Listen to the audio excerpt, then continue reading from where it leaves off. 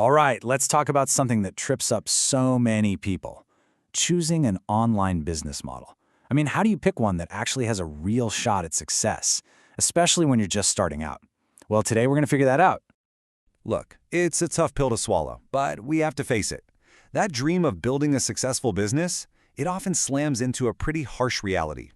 And a huge reason for this isn't a lack of passion or working hard. Nope, it's choosing the wrong vehicle for the journey.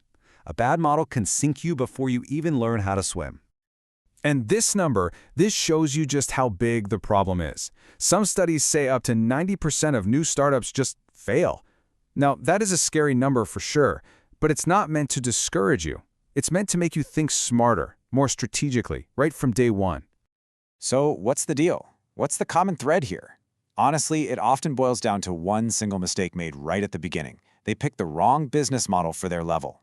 They try to play in the big leagues, jumping into these high-risk, high-cost ventures when a much leaner, safer path was right there the whole time.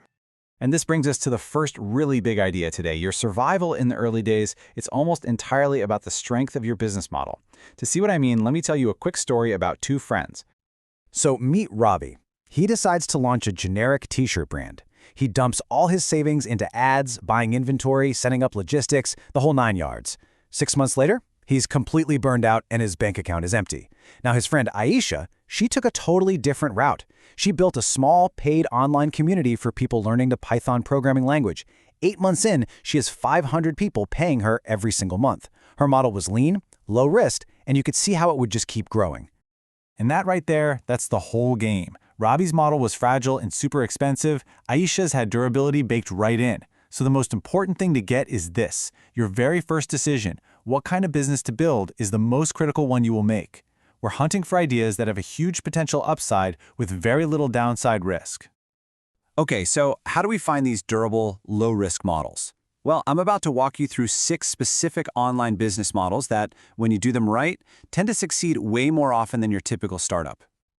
All right, let's break these down real quick. First up, a niche job board. You basically become the expert matchmaker for a very specific industry, like remote video editors or something.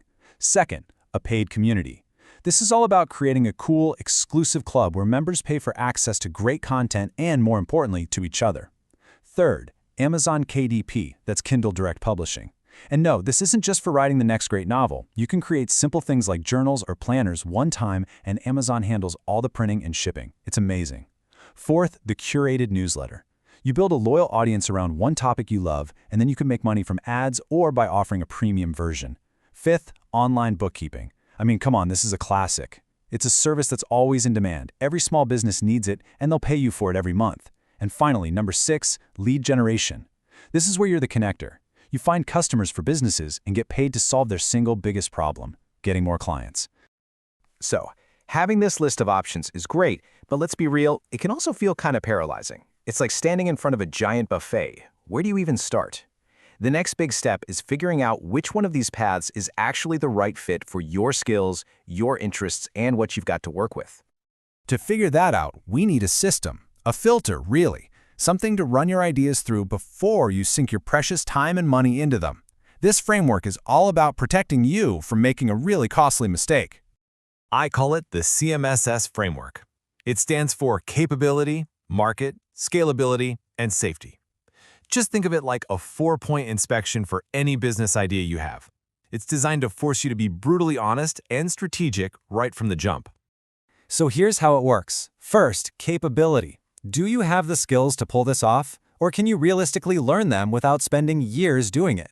Second, market. Is there actual proven demand? Are people already spending money on this kind of thing?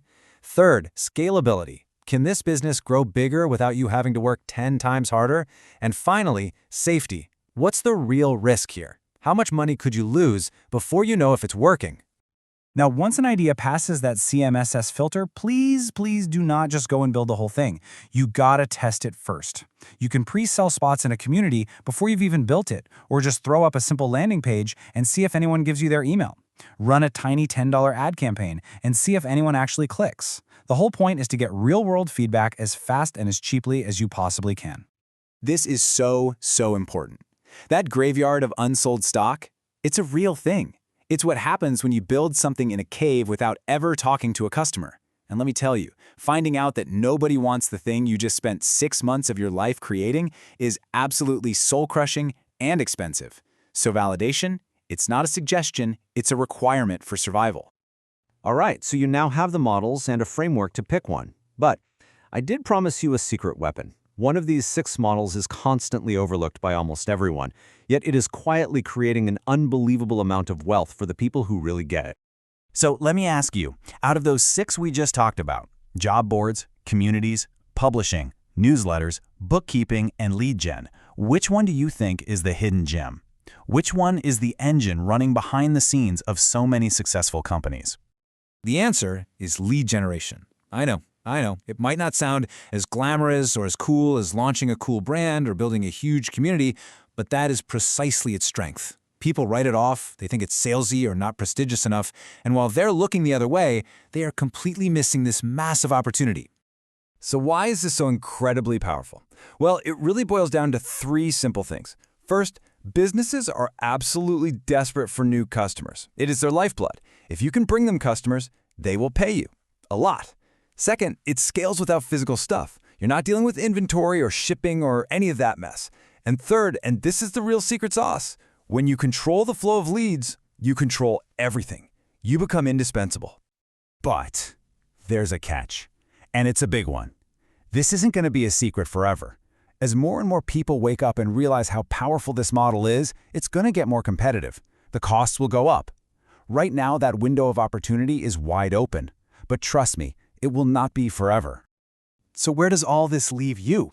Well, you've got 6 low-risk models, you have a framework to choose the right one for you, and you know about the secret weapon. Your next move is simple, but it isn't easy. Pick one of these models, spend this week validating the idea, and then commit to it, heads down, for 90 days. So the only question left is, what are you going to build?